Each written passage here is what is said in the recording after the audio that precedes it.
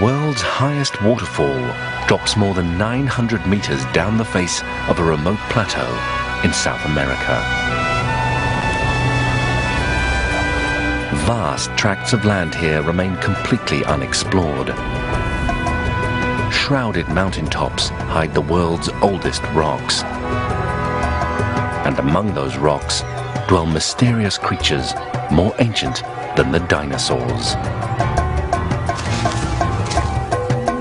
For centuries, legendary rivers of gold and fields of precious stones have lured explorers and adventurers here. Located in the southeastern corner of Venezuela, this Eden is a vast group of plateaus, known to the local people as tepuis. Mount Roraima is a giant flat-topped mountain located where the boundaries of Brazil, Venezuela and Guyana meet.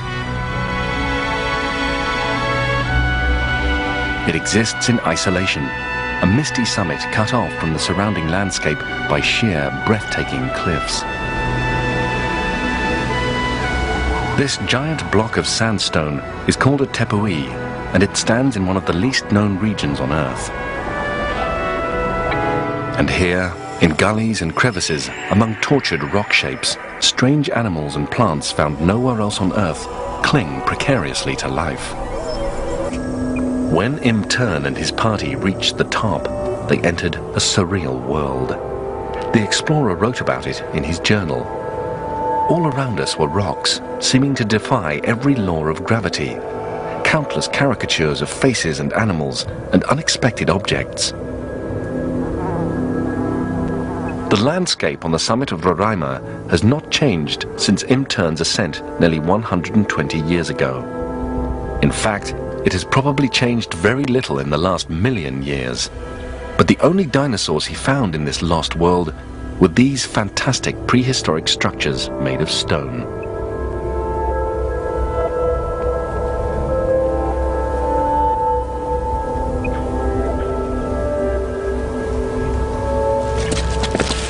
Imtern was exhausted and his party had run out of food, so they only stayed on the summit for a few hours. But during that brief time, Imtern realized that the plants and animals surrounding him were unlike any he had ever seen before.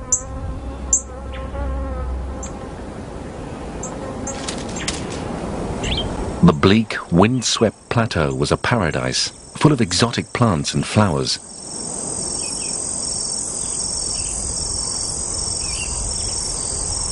But they all had something in common.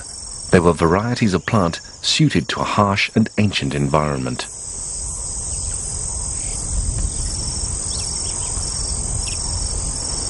Among them, he discovered several species of carnivorous plant, including the sinister insect-eating pitcher plant. Even if there were no dinosaurs, Imtern realized that this truly was a lost world, one worthy of further investigation.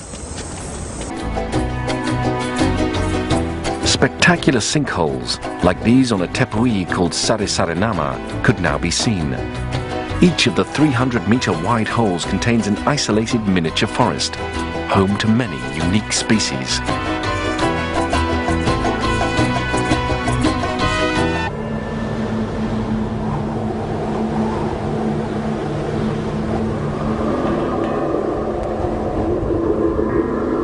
It's a common observation by those who set foot on Tepuis, even among the local people. One feels oppressed, like an intruder in a hostile place. At the top of the mountain, there are vast rivers, stained gold by plant tannins. Adrian suspects that these rivers of gold may be what convinced Angel to attempt a landing here. Adrian reflects on his predecessor as he makes his way towards the world's highest waterfall, Angel Falls, named after the man who first discovered it. Here on the top of Devil Mountain, I have a strange, eerie feeling of time standing still. This place really does feel lost in time, unchanged and untouched for millions of years.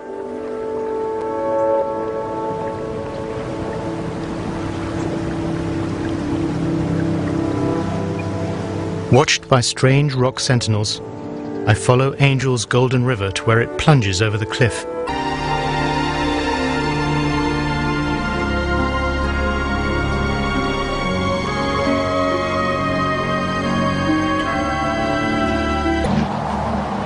It was at Altana that Adrian first discovered the origin of the Tepuis. These ancient tunnels are the oldest caves in the world. They were once part of an underground river system.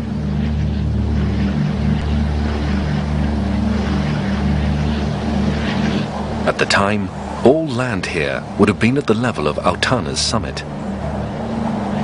To reach the caves, we descended for almost 1,000 feet down the wall of Altana. The scale was unbelievable. The ledge outside the cave had seemed tiny from the plain, but was covered by trees and boulders.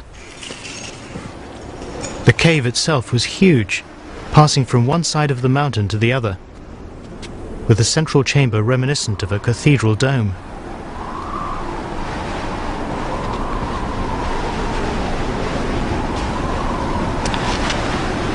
It's difficult to say when water last flowed through these tunnels, but they were formed some 3 billion years ago, before life appeared on this planet. It takes several hours to fly from Altana to Roraima in a small plane, but once upon a time, their summits were connected. At that time, South America was joined to West Africa. As the continents drifted apart, enormous upheavals began to break up a huge sandstone massif. This is what formed the individual tepuis. Outside the rocky labyrinth, the summit of Roraima has areas of flat rock and shallow, boggy meadows. It's here that most of the plant life is to be found. To survive here, plants have to be adaptable. This stegolepis, for example, has no permanent roots, and its twisted form indicates it has led a nomadic existence, moved from place to place by flash floods.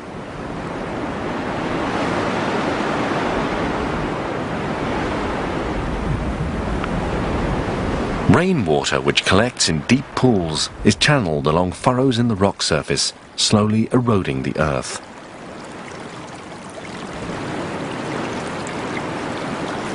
Erosion has also revealed layers of quartz crystals on some parts of the plateau. The quartz may explain a local legend that Roraima contains fields of diamonds.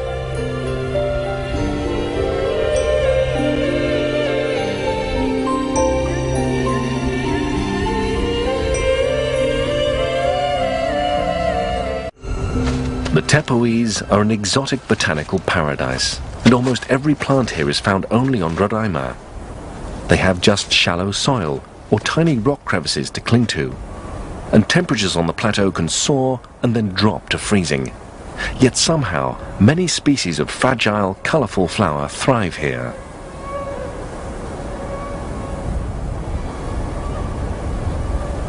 In order to cope with nutrient-poor soils, carnivorous plants like the sundew supplement their diet by trapping and digesting insects.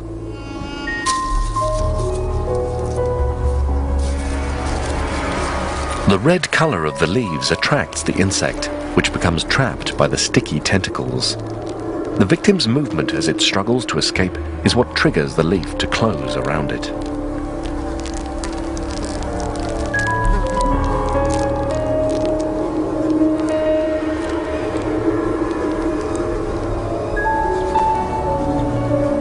Another carnivorous species, Heliamphora, has bucket-shaped pitchers that collect rainwater. Like the sundew, the red colour attracts its insect prey.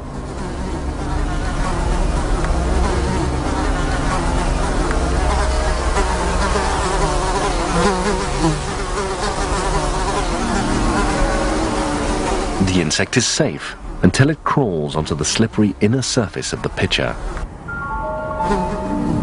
When it does, it will fall in, drown, and be digested by enzymes produced by the plant.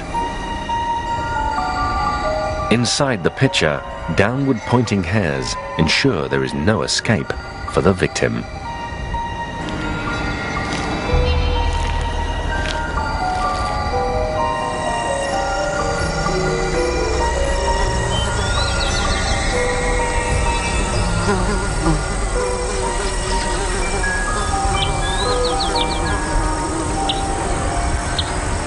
Just as certain plants are peculiar to the Tepuis and often to a single mountaintop, many birds here are also unique species. For the most part, the birds that live here are seed eaters and nectar feeders, who over centuries have adapted to this hostile environment.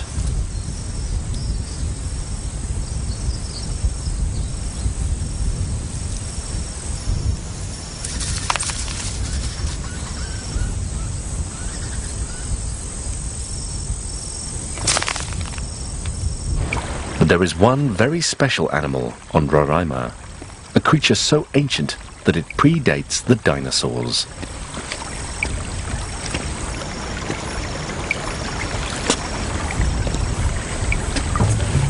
The black frog, called Oreophrynella, is more closely related to African species than any in South America.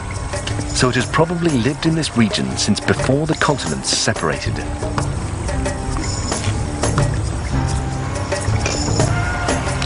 As the ancient mountain mass broke up into isolated blocks, the black frog was trapped on this summit and adapted to its new, harsh habitat.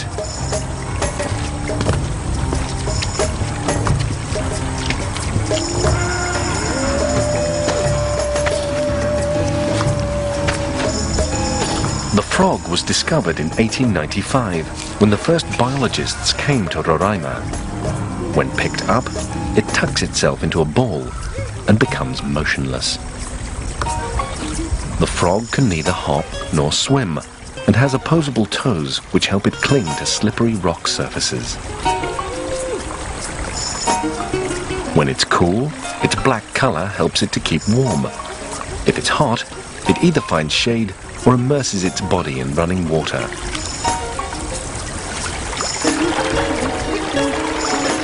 Because of its inability to swim, many of these primitive frogs have probably been washed off the summit by flash floods.